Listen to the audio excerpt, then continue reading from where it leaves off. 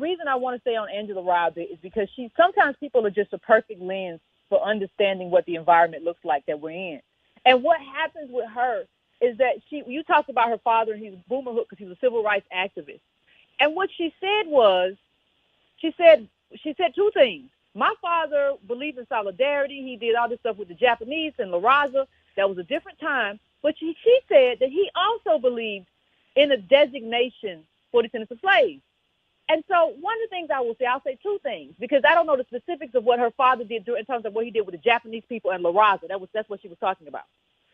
But one of the things I will say, in terms of today, you can't be it makes no sense to have a designation and then say we're just going to be like everybody else and have the same thing as everybody else, and we're not going to get anything specific for our specific justice claim. Because what you're doing is one is canceling out the other. It's like algebra. I mean, you're canceling out what you said you wanted. So the designation doesn't mean anything or make any sense if you're not hooking it to a specific justice claim that's hooked to a dollar amount, that's hooked to reparations, that's hooked to restorative justice. It's a meaningless designation. Second thing I want to say really quick.